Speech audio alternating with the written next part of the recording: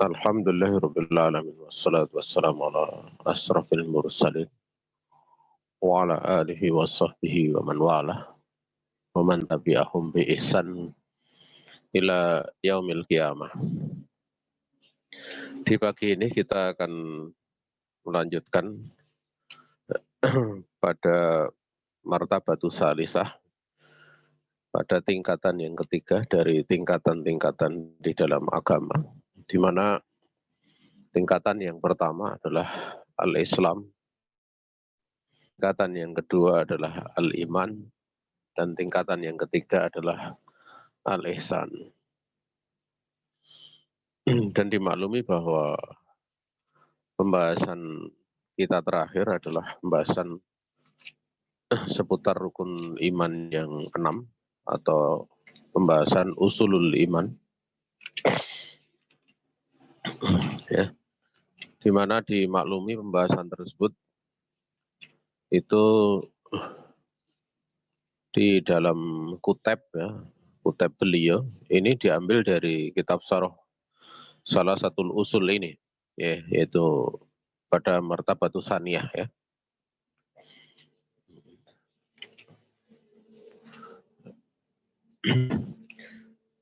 Di pembahasan kita pagi ini kita menginjak pada martabah asalisah yang ketiga, tingkatan yang ketiga, yaitu al-ihsan. Ihsan itu ruknun wahidun wa huwa an ta'budallaha ka'annaka tarah fa illam takun tarah fa innahu yarak. Wa dalilu qauluhu ta'ala innallaha ma'al ladzina taqaw wa ladzina hum muhsinun. Ya.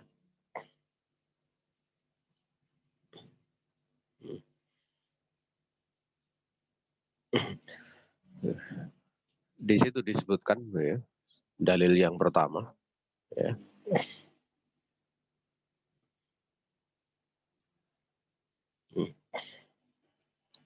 Sebentar ya, saya lihat kitab yang lain dulu ya. Saya lihat, baca.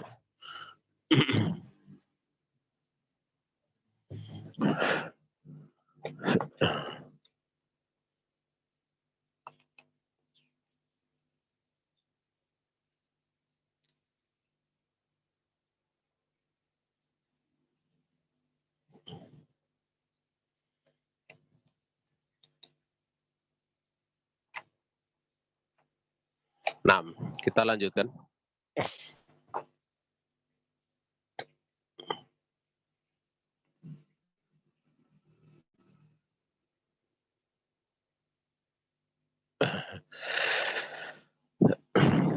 Ihsan itu adalah rukun yang satu, yaitu engkau beribadah kepada Allah Subhanahu wa taala seolah-olah engkau melihatnya.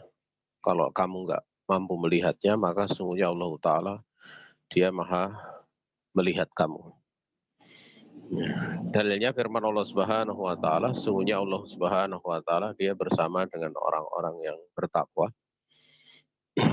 dan orang-orang yang mereka berbuat kebaikan. Ya. Kemudian, ya, Allah Subhanahu wa taala berfirman, wa tawakkal 'alal azizir rahim allazi yaraka hina taqumu wa taqallubaka fis sajidin innahu huwas samiul alim. Dan bertawakalah kamu kepada zat yang maha mulia lagi maha penyayang, yang dia melihat kamu tatkala kamu berdiri, ya, dan dia mengetahui bolak-baliknya, ya, hati kamu di dalam bersujud atau bolak-baliknya gerakan badan kamu, gerakan badan kamu di dalam diri orang-orang yang sedang bersujud, ya. Sesungguhnya dia Allah Subhanahu wa taala zat yang maha mendengar lagi maha mengetahui. Ya.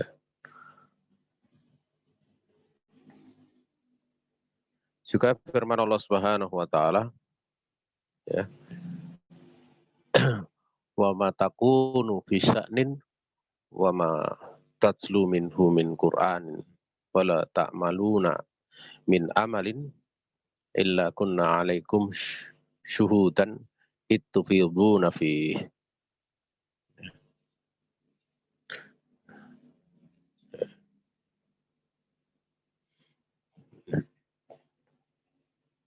Dan tidaklah kamu berada di dalam uh, uh, sebuah urusan, dan tidaklah kamu membaca dari ayat Al-Quran, ya, dan tidak pula kamu itu mengamalkan dari sebuah amalan, kecuali kami bagi kalian itu menjadi saksi ketika kamu melakukan kesemua perkara itu. Ya. Apa yang disebutkan oleh Allah Subhanahu wa taala di sini itu pada ayat yang pertama itu jelas sekali ya.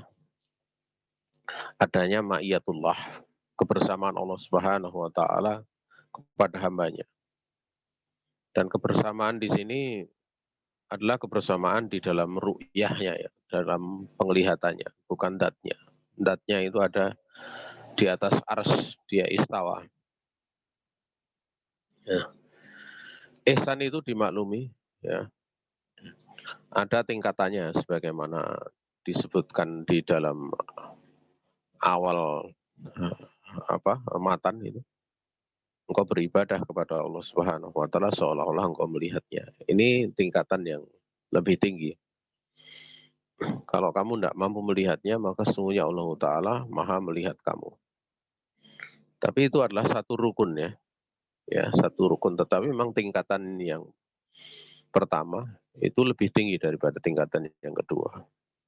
Namun kita tahu bahwa keadaan manusia itu terkadang pada saat tertentu bisa berada pada tingkatan yang lebih tinggi dan terkadang dia turun.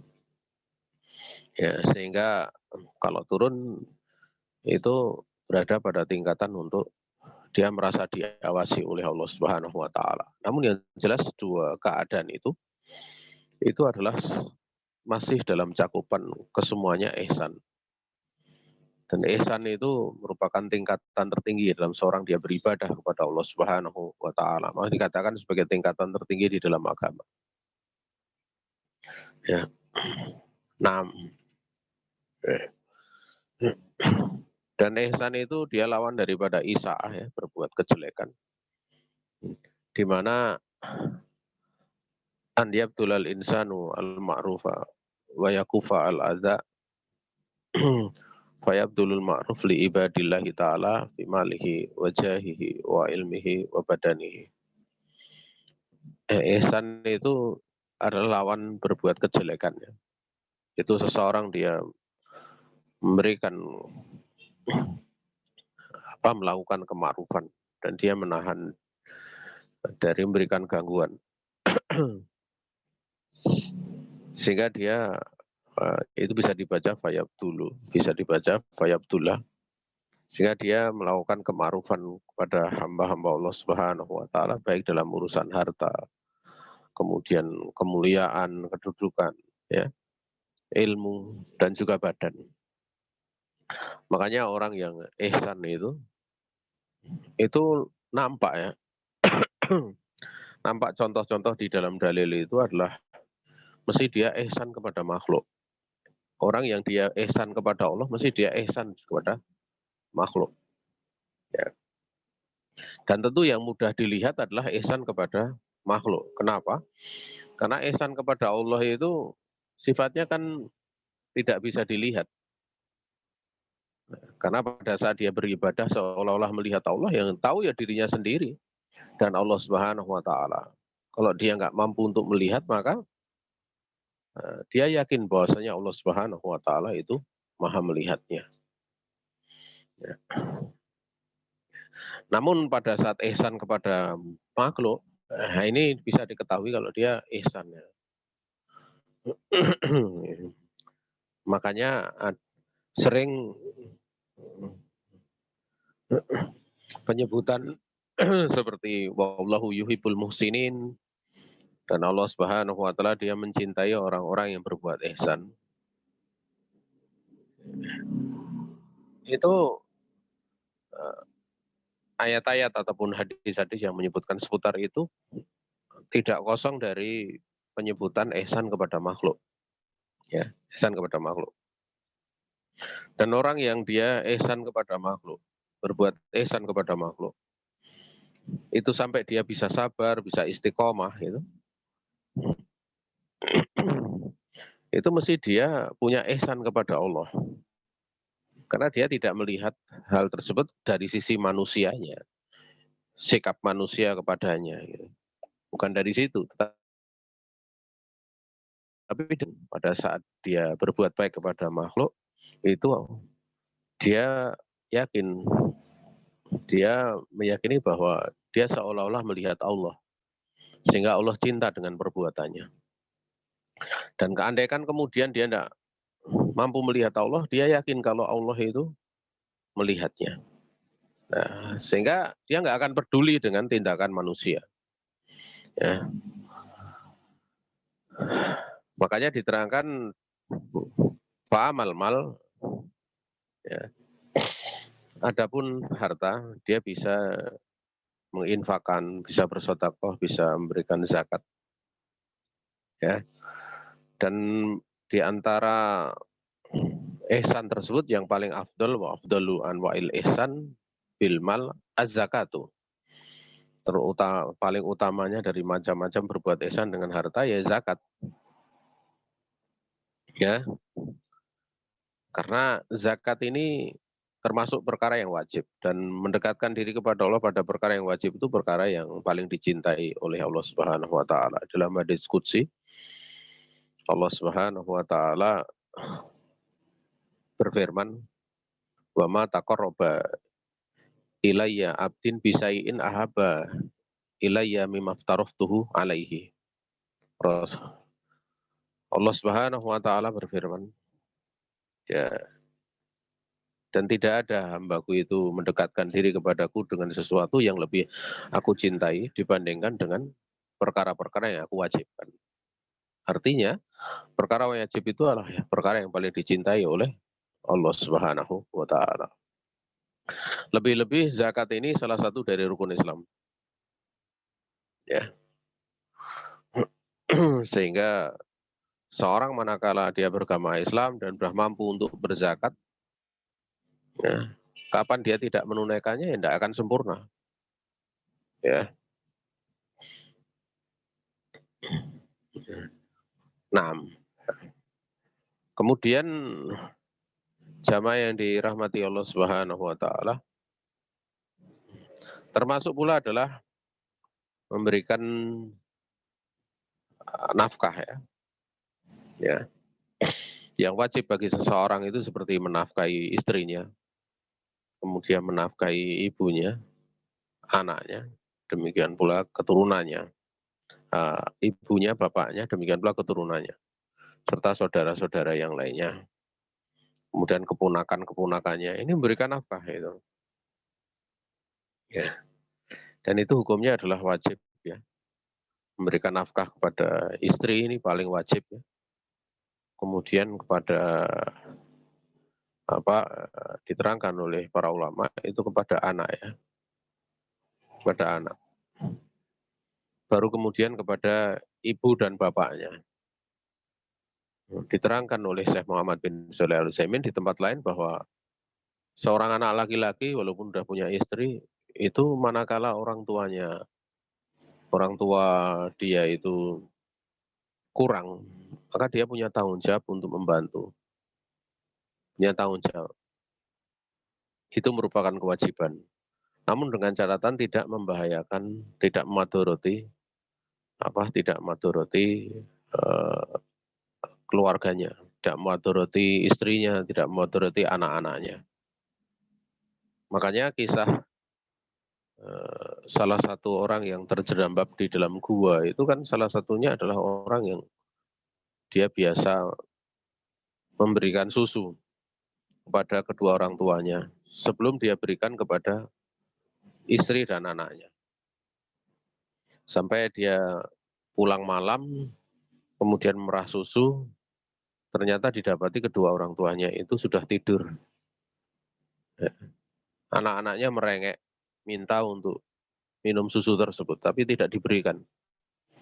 Sampai kemudian orang tuanya bangun, diberikanlah susu tersebut. Ya ini memang amalan seperti ini tidak wajib ya. Pada tahap seperti ini tidak wajib. Maksudnya apa? Ya, dia memberikan susu, dia berikan kepada anaknya, nanti ditunggu orang tuanya itu bangun baru diberikan, tidak ada masalah. Gitu. Tidak ada masalah. Tapi ini masuk ranah dalam sunat gitu, hukum mustahab. Tapi ini menunjukkan ketulusan, keikhlasan, karena biasa dia mengamalkan seperti itu, dia tidak mau kemudian terlewat dari hal yang utama. Nah, maka di dalam pernikahan itu harus dipahami, seorang istri kapan sudah menikah itu walinya adalah suaminya. Tetapi suaminya itu walinya tetap orang tuanya. Tidak pernah ada penyerahan perwalian dari anak laki-laki, itu tidak pernah ada. Ya. Beda dengan anak perempuan. Anak perempuan itu begitu dinikahkan ya dia diserahkan perwaliannya. Makanya amat salah kalau seorang istri dia kemudian justru melebihkan taat kepada orang tuanya dibandingkan kepada suaminya. Tetapi istri itu hendaknya dia taat kepada suaminya dan dia lebih memperhatikan mertuanya, yaitu orang tua suaminya. Itulah yang benar. Ya, yang benar. Dan di dalam pembahasan seperti itu ya, bukan berarti orang tuanya sendiri tidak dilakukan perbuatan baik. Boleh, tidak ada masalah. Tetapi dia harus tahu skala prioritas. Tatkala dia punya tanggung jawab. Nah, tapi pembahasan itu sudah menyimpang ya, sudah keluar dari konteks pembahasan di sini. Nah, ya. Kemudian sedekah kepada orang-orang miskin dan yang selainnya. Ya, dari orang-orang yang mereka merupakan ahli sedekah seperti penuntut ilmu. Ya. Dan ingat ya bahwa memberikan nafkah, ya, membayar zakat, kemudian berikan nafkah, kemudian bersedekah kepada orang miskin, itu tidak akan mengurangi barokah harta ya, bahkan menambahnya gitu. Kalau hartanya jelas berkurang ya, tapi barokahnya itu diluaskan oleh Allah. Dan kalau sudah diluaskan harta itu barokahnya, maka ya, kalau sudah ada keberkahan harta itu, kita tahu bahwa berkah itu ada dua macam, yaitu dawamu nikmah ya. Tetapnya nikmat itu ada padanya.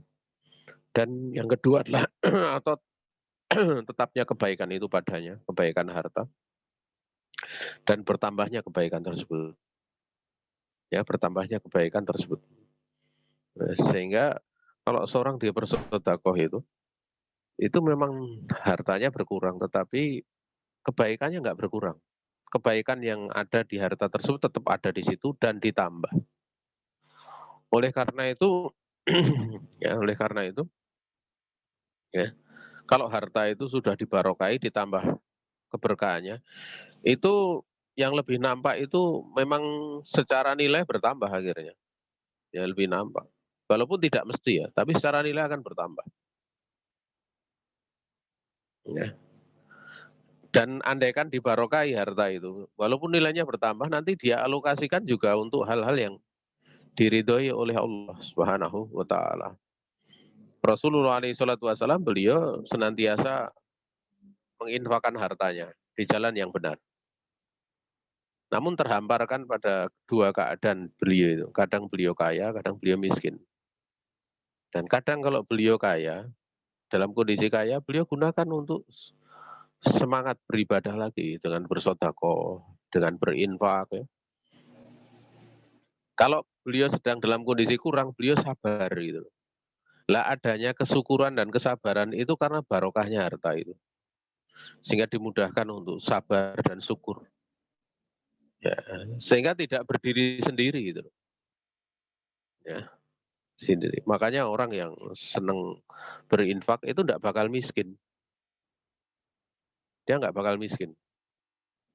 Dan itu nyata. Ya, maksudnya tidak bakal miskin gimana? Sementara Nabi pernah miskin. Hatinya nggak pernah miskin. Hatinya senantiasa merasa kaya. Nah, kemudian memberikan kemakrufan ya, Badlul Ma'ruf, Filjah. Ya. Kita tahu bahwa manusia itu jah itu kemuliaan. Manusia itu bertingkat-tingkat. Sebagian ada yang punya man lahu jahun inda dawi sultan.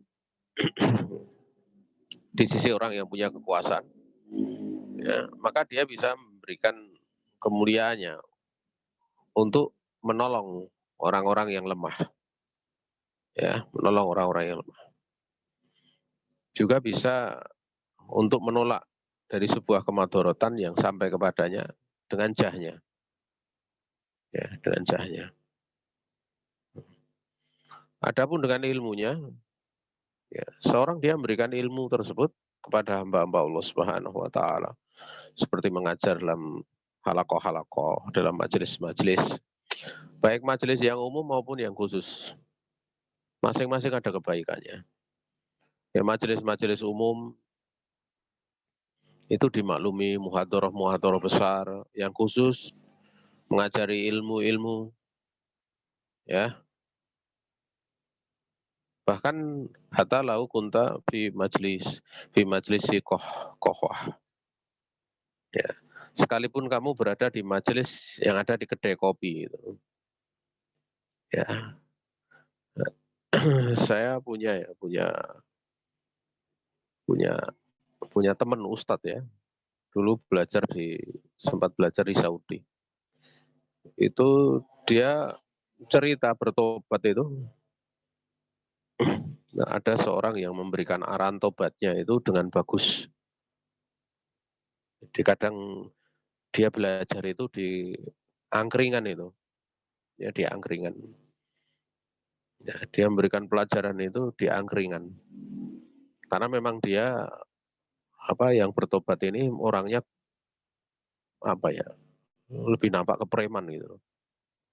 Rambutnya gondrong itu, ya, dan suka musik, bahkan dia pemain musik ya, ya, yang punya kemampuan.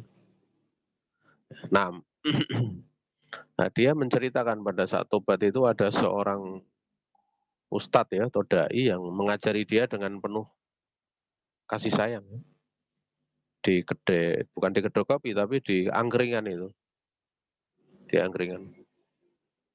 Bahkan waktu pelajaran itu dicatat dari ustadznya, itu dicatat ya. Dia tidak malu karena memang dia pengennya di situ gitu. Ya. Sampai kemudian dia belajar mondok, tersadar kemudian belajar mondok bahkan sampai berangkat ke Saudi, belajar beberapa tahun di sisi para ulama. Ya, sehingga ihsan di sini engkau mengajari manusia, ya, baik di majelis umum ataupun di majelis khusus.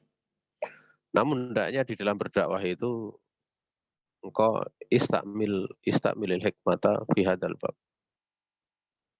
Engkau hendaklah memakai hikmah di dalam bab ini. Ya, tentunya itu kaitannya fi majlisin amin. Ya, di majelis umum. Karena kalau di majelis khusus itu sudah tahu kemampuannya masing-masing. Ya, sehingga kalau di majelis umum ya jangan memberatkan di dalam membahas itu kepada manusia. Nah, sehingga kalau di majelis-majelis umum itu hendaknya dengan mau itu ya. Dan tidak perlu di majelis umum itu dengan pembahasan-pembahasan yang cukup pelik ya. Dan jangan kalau memberikan nasihat terlalu banyak, terlalu sering, karena itu akan menjadikan bosan. Nah, Kemudian ihsan kepada manusia dengan badan. Itu Nabi alaihi salatu wassalam bersabda, "Wa tu'inu rajula fi dabatihi fatahmiluhu 'alaiha aw tarfa'u aw tarfa'u lahu 'alaiha mata'ahu shadaqatun."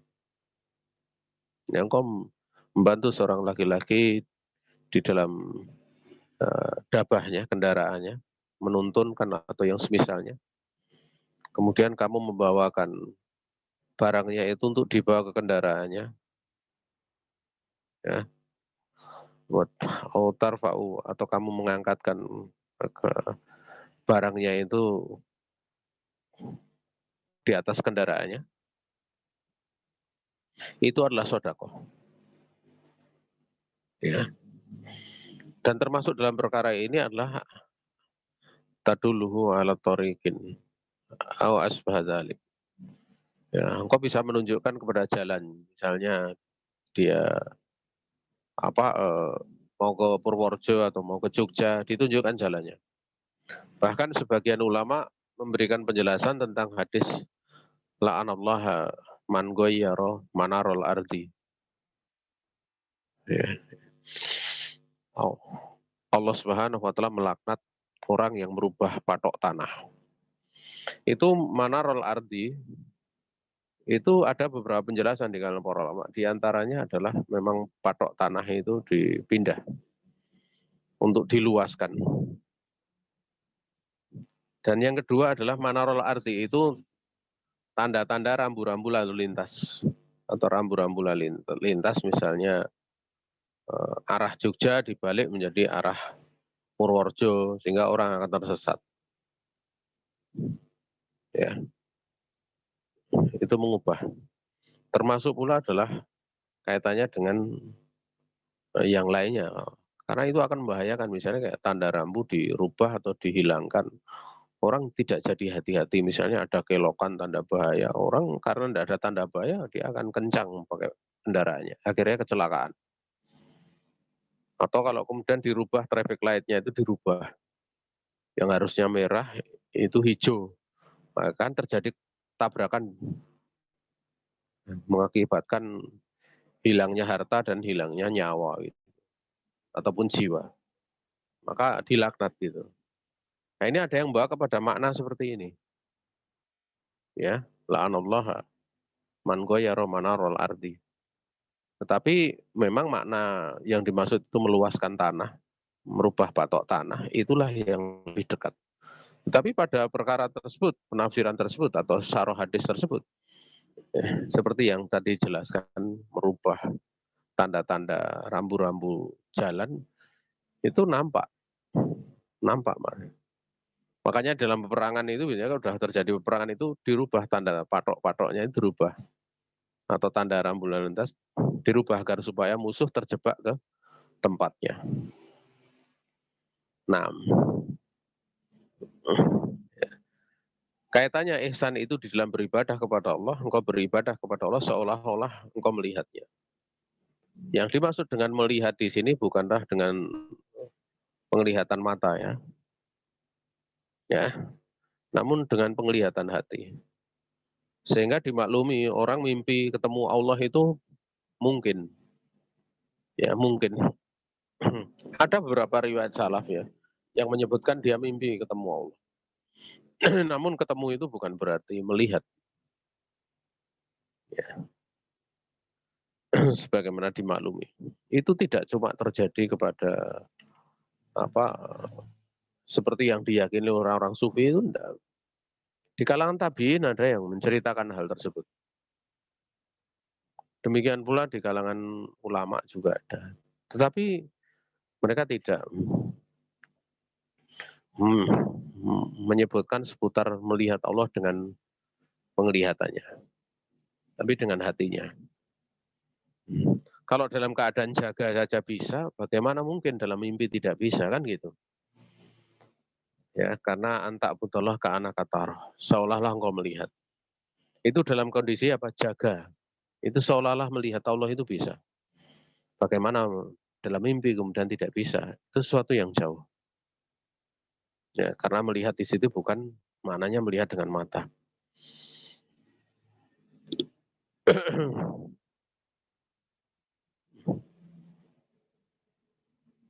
Orang yang beribadah seperti ini adalah termasuk dari ibadah yang ibadah tolab wa syauqin, ya. Ya, itu ibadah yang sifatnya dia tolab, ya. Ya, wa syauqin, ibadah yang sifatnya tolab, demikian pula dikarenakan didasari atas kerinduan kepada Allah Subhanahu wa taala. Ya. Sehingga seperti ini, ya, seseorang dia akan melihat pada dirinya itu hasan alaiha, ada yang mendorong kepadanya, ya. Dan yang mendorong itu akan menuntun dia untuk mencari apa yang dicintainya. Alladzi yuhibbuhu. Sehingga dia beribadah pada Allah Subhanahu wa taala seolah-olah dia melihat Allah Subhanahu wa taala. Dan untuk bisa seperti ini hendaknya seorang dia minta tolong kepada Allah. Dan ini sangat dianjurkan, ya. Lebih-lebih para penuntut ilmu. Penuntut ilmu itu dia hendaklah beribadah kepada Allah Subhanahu wa taala dengan derajat seperti ini. Sebagaimana Mu'ad bin Jabal sebagai seorang ulama, ya, diajari oleh Nabi latan sabi duburi sholatika Allahumma ini ala zikrika wa syukrika wa husni ibadatik. Ya Mu'ad, janganlah engkau lupakan di belakang sholat kamu untuk berdoa, wahai Allah, tolonglah hambamu untuk mengingatmu, dan tolonglah hambamu untuk bersyukur kepada engkau, dan tolonglah hambamu untuk bisa berihsan di dalam beribadah kepada engkau. Ini doa yang diajarkan Nabi alaihi salatu wassalam. Dan selayaknya orang yang berilmu itu dia ada ihsan ini. Karena orang yang berilmu itu kapan dia tidak mengamalkan ilmunya, bahayanya dahsyat gitu. Tapi kalau dia mengamalkan ilmunya, faedahnya juga dahsyat. Makanya tatkala Abdullah ibnu Abbas radhiyallahu taala anhuma, dia dulu kecil dinasihati Nabi alaihi salatu wasallam, ihfatillah yafatka, ihfatillah tajidhu tujahaka. Nah ini ihsan ini. Jagalah oleh kamu batasan-batasan Allah, niscaya Allah akan menjaga kamu. Dan jagalah batasan-batasan Allah, niscaya Allah akan kamu dapati di hadapan kamu. Itu kan ya roh. Ini derajat ihsan kan. Engkau beri, engkau jagalah batasan-batasan Allah, niscaya engkau akan mendapati Allah ada di hadapan kamu. Artinya dia seolah-olah melihat Allah itu ada di hadapannya. Ya. Dan orang kalau udah seperti itu ya dia nggak akan takut pada makhluk itu. Sehingga beliau tatkala melihat orang-orang Khawarij, ya, orang-orang Khawarij itu orang-orang yang udah dikenal membunuh banyak orang, ya, mengkafirkan sahabat. Tapi Abdullah bin Abbas itu dengan keyakinan besarnya, dengan keyakinan yang luar biasa, beliau minta izin kepada Ali radhiyallahu taala anhu untuk mendatangi mereka. Ya, mendatangi mereka sendirian munfaridan. Ya, orang kalau sudah ihsan itu dia nggak akan takut pada makhluk. Ya bukan berarti takut kepada kaitannya dengan tobi'i itu tidak ada, tetap ada. Tapi dia dengan penuh keyakinan yakin kalau Allah akan menjaganya. Selagi yang dilakukan itu di atas al-haq.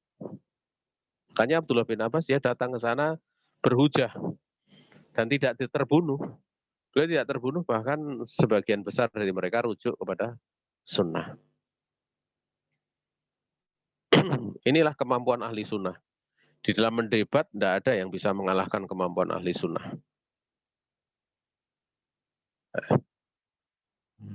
Abdullah bin Abbas datang sendirian dan dengan izin Allah itu menangkan hujahnya. Tapi kalau lawan yang dihujah itu biasanya senangnya rame-rame. keroyokan. Ya, kalau enggak keroyokan enggak mantap gitu. Keroyokan itu kan sebenarnya sudah ada isyarat mau anarkis. Mau anarkis, mau bersikap keras, mau bersikap radikal gitu. Padahal orang yang punya ilmu itu kan dia punya sultan, kekuasaan. Makanya dikatakan ilmu itu adalah sultan. Hujah itu sultan, karena bisa menguasai manusia. Saudara kaum muslimin yang dirahmati Allah Subhanahu wa taala, ya. Jadi pada tingkatan ihsan antak budallah ka anakataroh itu adalah ibadah yang tolap ya. Ya, sifatnya mencari, ya, menginginkan, wasaukin, merindukan. Sementara fa'ilam takun tarah fa'inahu yarak ini adalah ibadatul harb wal khauf. Ibadah karena rasa takut, lari, demikian pula rasa takut. Ya.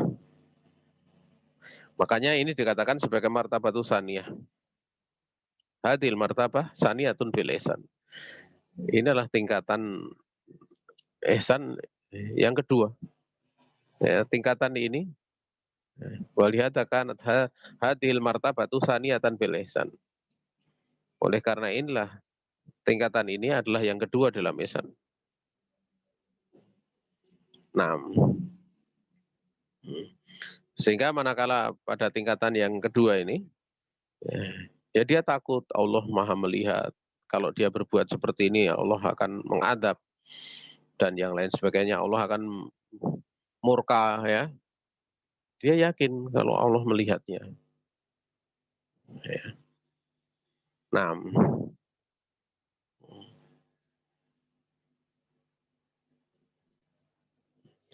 kalau seorang dia beribadah dengan mau tingkatan ihsan yang pertama ataupun tingkatan ihsan yang kedua, ya, dia akan ikhlas. Ya, dia akan ikhlas di dalam beribadah kepada Allah Subhanahu wa taala.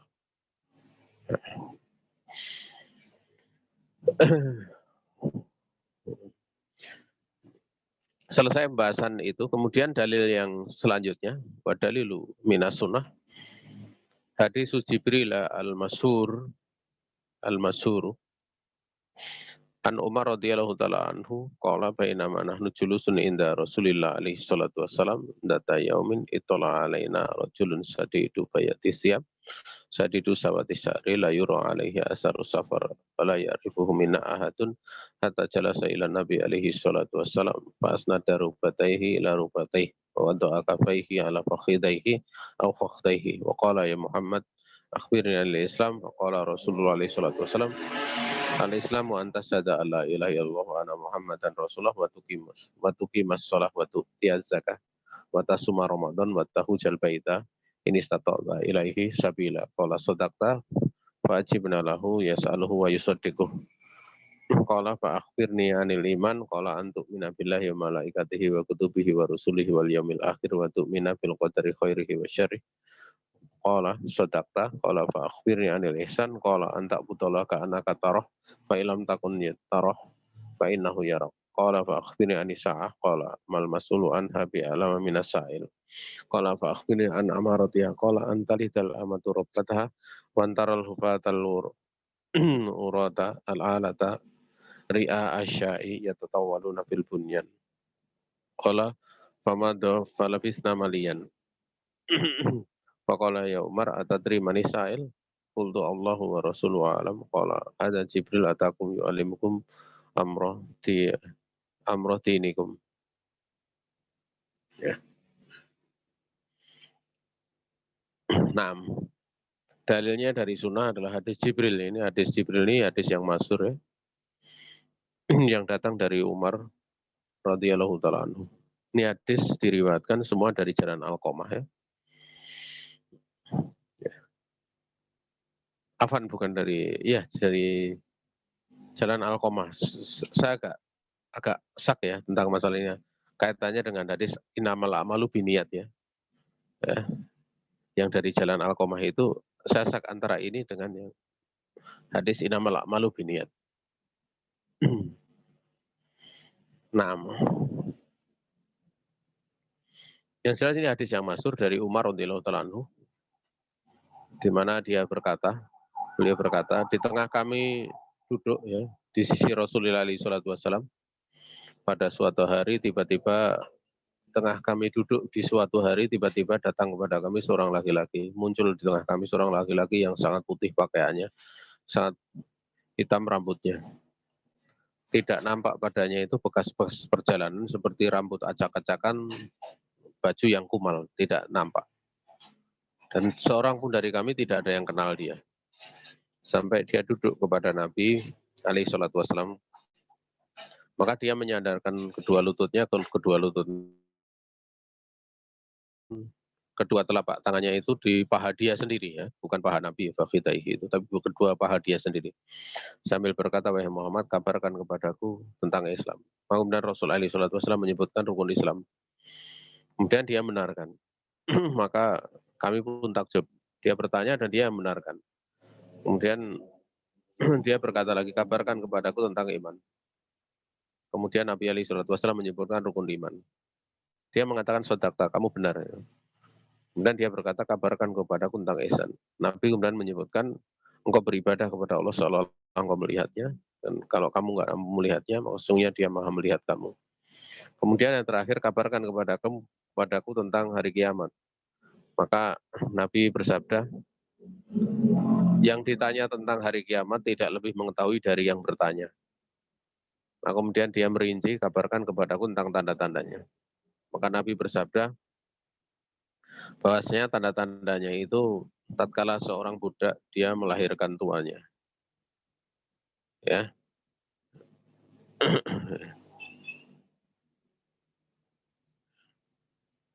Kemudian tatkala engkau melihat seorang yang telanjang kaki, lagi tidak berpakaian, lagi sangat miskin, dia menggembala kambing, itu berlomba-lomba di dalam meninggikan bangunan. Kemudian Umar berkata, famadha falabithna maliyan. Setelah itu berlalu, ya, falabithna maliyan.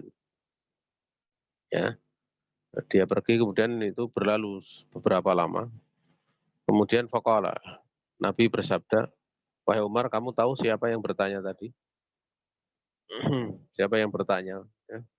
Maka kemudian aku berkata, Allah dan Rasulnya lebih mengetahui. Maka Nabi bersabda, ini Jibril mendatangi kalian untuk mengajari urusan agama kalian. Nah ini adalah dalil ya dari ihsan. Demikian pula kaitannya dengan bab ini dalil dari ihsan. Tapi cakupan dari hadis ini tidak cuma ihsan, yaitu Islam, iman, ihsan, demikian pula amaratus sa'ah, tanda-tanda hari kiamat. Ini hadis dijelaskan oleh para ulama ada faedah yang sangat besar ya. Dan perlu untuk ditambahkan di sini ya. Ya. Ini yang pertama bahwa ada sisi bahasa ya. Bainama nahnu julusun itu merupakan dalil dari sisi bahasa bahwa masdar itu mempunyai makna fi'il ya. Karena yang dimaksud nahnu julusun itu adalah nahnu jalasna. Au nahnu najlisu. Tatkala kami sedang duduk. Ya, juga bisa itu adalah makna wayan sifat, yaitu fa'il. Nahnu jalisuna. Nahnu jalisuna. Ya. Karena masdar itu kalau secara pembahasan nahwu ya, secara pembahasan nahwu masdar itu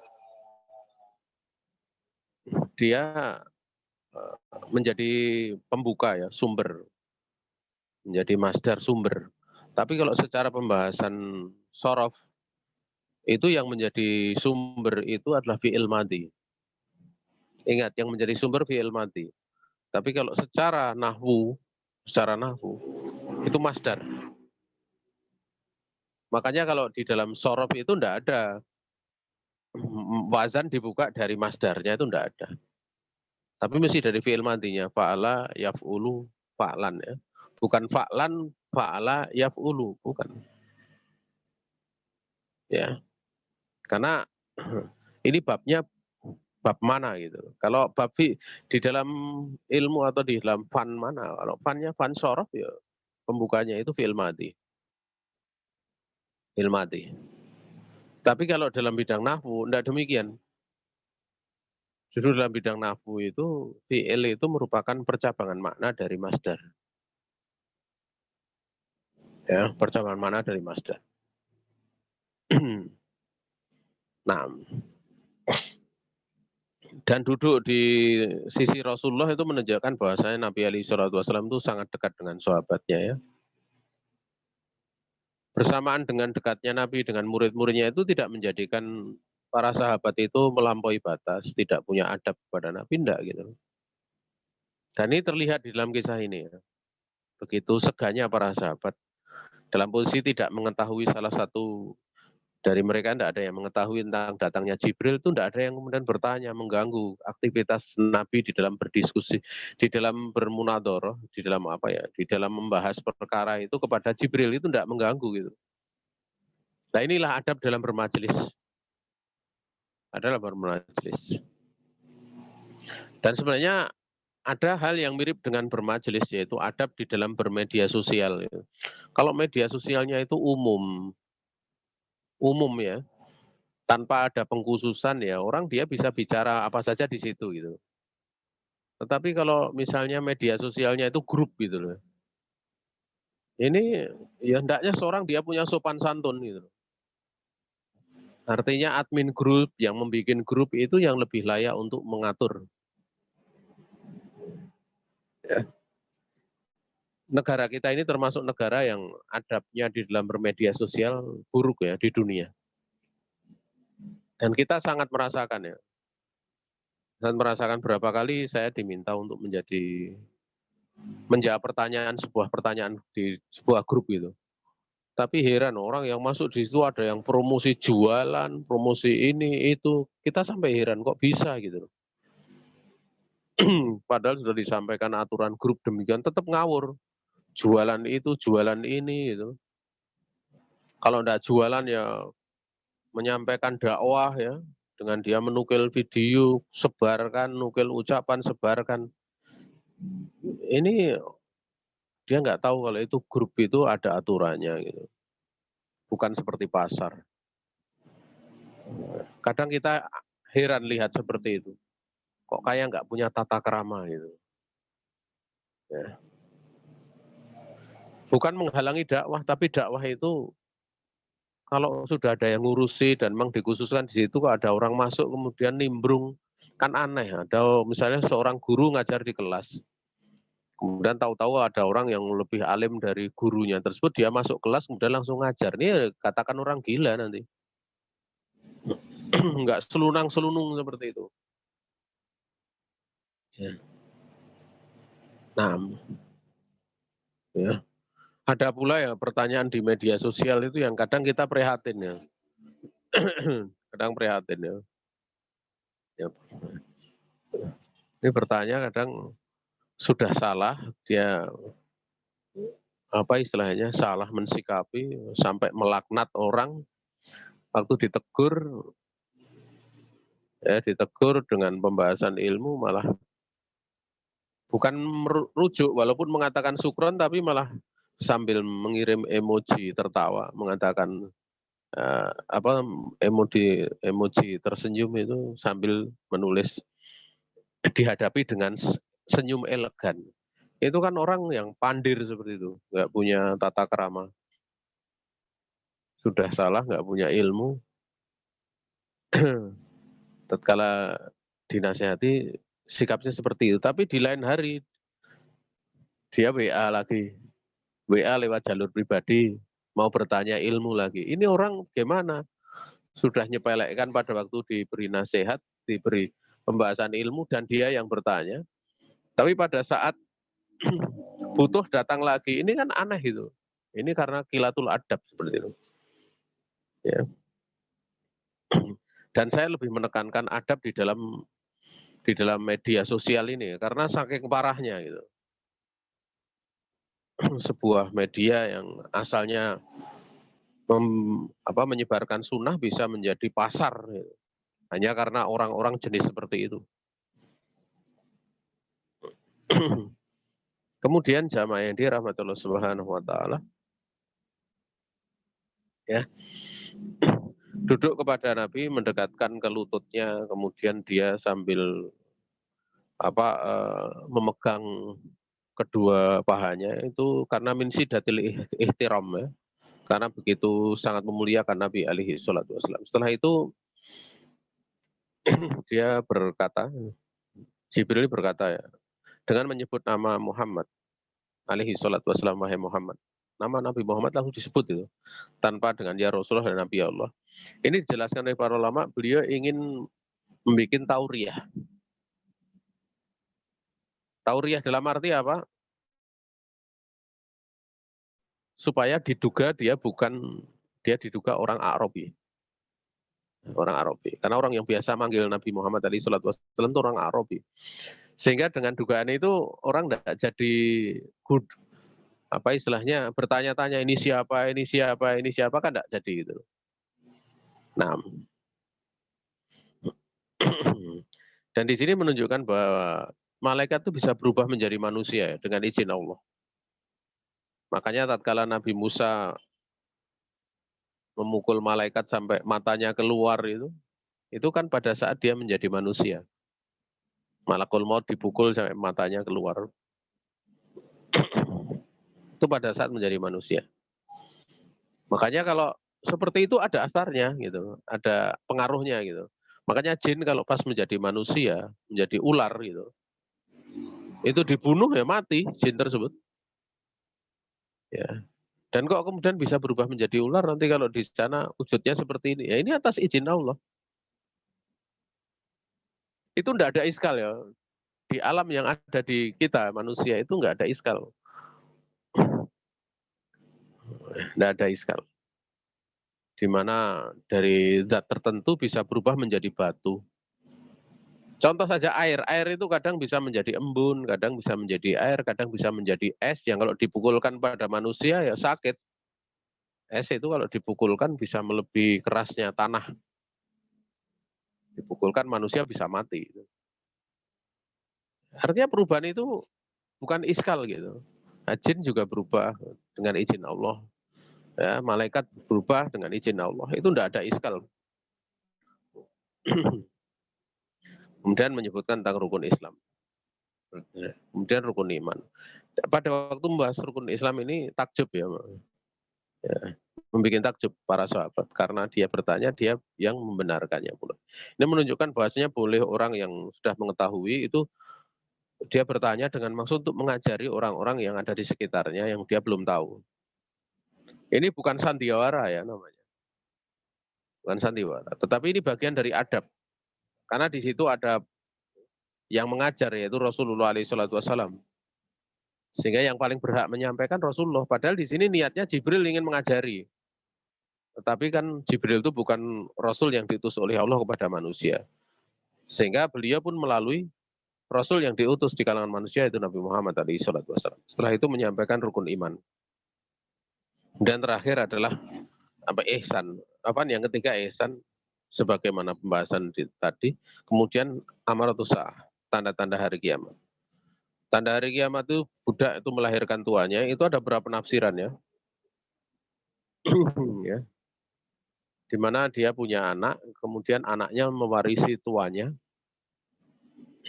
mewarisi harta tuanya tersebut, ya, karena dia anak dari tuanya tersebut dengan budak tersebut, akhirnya budak itu menjadi milik anaknya. Ini makna yang pertama. Makna yang kedua, tidak seperti itu maknanya. Dia tetap sebagai anak dari budak tersebut, ya.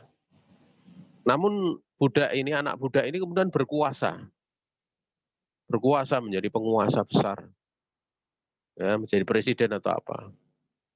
Sehingga ibunya itu menjadi salah satu rakyatnya. Nah, dan makna yang kedua ini yang lebih dekat. Kemudian tentang orang yang telanjang kaki, pakai tidak berpakaian, kemudian miskin, mengelola menggembala kambing, itu berlomba-lomba meninggikan bangunan. Dan ini sudah nyata ya. Perkara ini sudah nyata.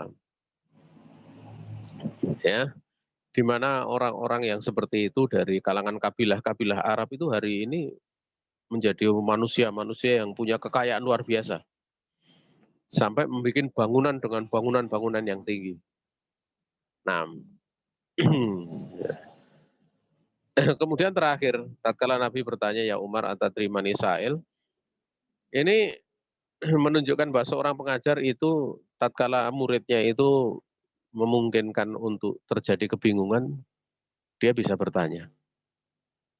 Ya, dia bisa menanyakan sesuatu yang bisa menimbulkan pertanyaan tersebut.